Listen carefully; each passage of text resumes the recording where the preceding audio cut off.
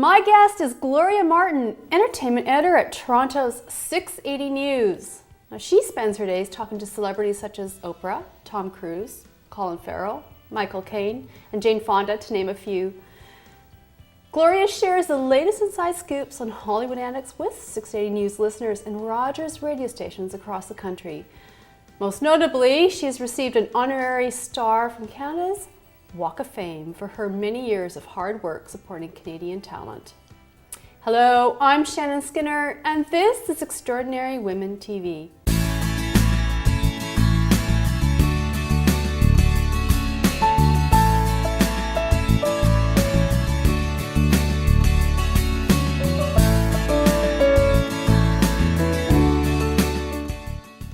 Now, you'll meet Gloria in a moment. Later in the interview, before we take a break, I'll have my regular Good to Know Minute when I ask my guests for their top success tip. And you'll hear Gloria's. Well, hello, Gloria. It's so nice having you here. Shannon, it's great to be here. So what's it like to be, now this is, the tables have turned for you. I mean, you spend your days interviewing and speaking to really fantastic celebrities, and here you are. That's right, I'm on the hot seat this time. It's a little strange, I've got to tell you. Yeah, I'm used to being in your chair. Now, I mean, you've been doing entertainment reporting and as an entertainment editor now in more recent years for, well, a number of years. I actually just celebrated 25 years with 680 News, CFTR. Congratulations. Thank you. Now, you started off more as a performer and writing. And that's right. I was always into acting. That was my first interest as a very young girl, and I ended up getting a Bachelor of Fine Arts degree from York University in the theater program there, and started my own theater company while I was there, and went on to do commercials, a little bit of TV extra work, and wrote a couple of TV shows with my writing partner, Marty Gallen, which we produced with Rogers TV, actually. And then one day I found myself unemployed. And my friend Marty said, well, you know, they're looking for a disc jockey down at this place called Brandy's, which was one of the first dance clubs in Toronto. And so on a dare, I kind of went down and applied for the job because I was broke. I wanted to do something, and I love music, so I got the job. And I just loved music. I loved being a DJ. And I was one of the first female DJs in Toronto and actually in Ontario. So I did that for a few years. And a job came up at a radio station called CHIC in Brampton, which was doing all dance music at the time. And my friend again, Marty, my good friend, he dared me. He said, well, why don't you go apply to be a radio DJ? I said, I've never done radio in my life. He says, well, you'd be fine. You've got voice training from acting.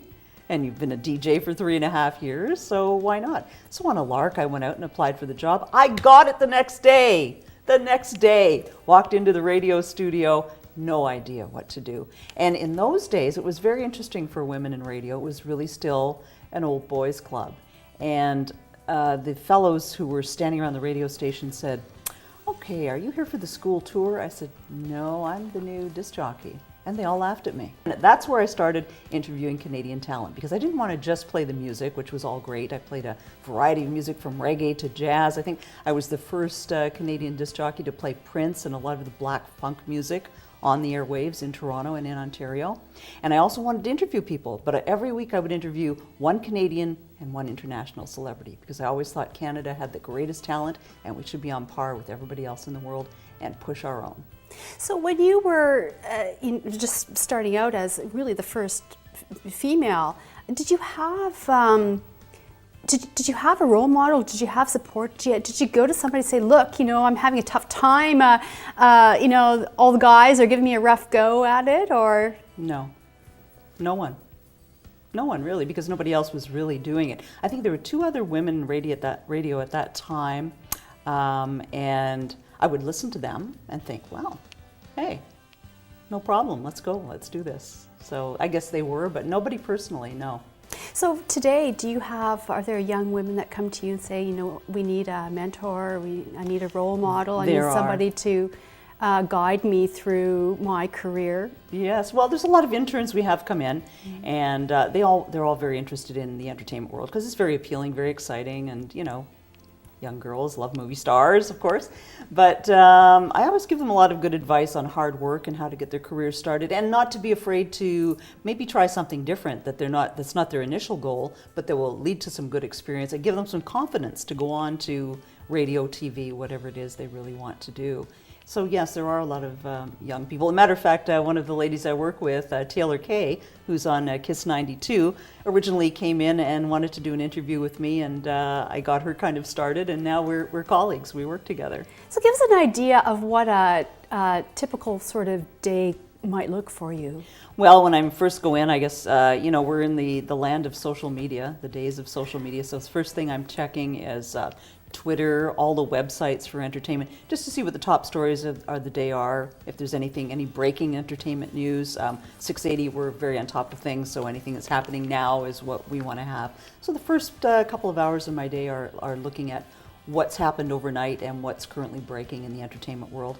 And also all my emails of what are the hot stories, local stories that are happening in Toronto, and which celebrities are going to be in Toronto, who's in town filming, all that kind of background research. Now, you've had a chance to interview the queen of interviews, Oprah. Oprah. What was that like? I had an Oprah moment. It was a very small red carpet when Oprah was here, I think it was last year. And there were only 5 or 6 of us on the red carpet, and very limited time, 5 minutes each. Oprah's a busy gal, She's going to walk that red carpet. It's going to be fast. Go in, grab her.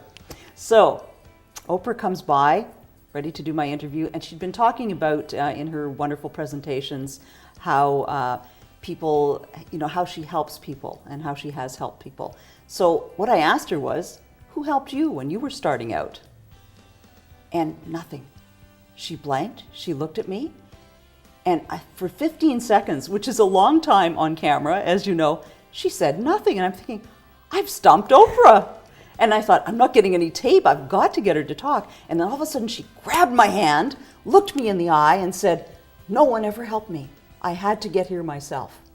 And she told me her story about how she picked herself up and just made something of herself because no one was helping her. And it was a very emotional moment. I started to cry actually during the interview. And that was just a few seconds with Oprah, with her grabbing my hand and looking intensely into my eyes. Now, I'm not a big Oprah follower. I didn't really follow her show, but I got a taste of her intensity and how she can affect people and what a powerful person she is. And an even more interesting thing to me was being outside with the people waiting to see her. Thousands of women just adore her. And there's this one woman in kind of a plain blue parka, plain hair, no makeup. So I interviewed her. I said, why are you coming to see Oprah? What is it you love about her? And she looked at me and she said, she's kind. And again, I almost cried. I thought, here's a woman who's finding kindness from a person on the TV. What a harsh world we live in. And no wonder Oprah is so popular, because she's giving a little kindness to women who are not hearing it from the people around them. Very touching and insightful moment. Now, Gloria, this is time for a break. It's my Good to Know Minute. And I know that you've got a great success tip, so jump right in there. Okay. My great success tip is you've got to have confidence and believe in yourself. This is something I learned from my mother, who constantly, while I was growing up, said, love yourself, love yourself. And I wondered for years, what is she talking about? I understand now what she means. She meant having confidence in yourself, and that specifically does not mean entitlement. I think a lot of younger people today feel entitled. It's a very different thing to feel confident. Entitled means, oh, you've already done the work and somebody should hand you something on a platter. Confidence means you've got the confidence in yourself that you know you can do the job, you can learn, and you can contribute something. Well, that's good to know, and thanks for that. We're going to take a quick break, and when we come back, more with Gloria Martin. So stay tuned.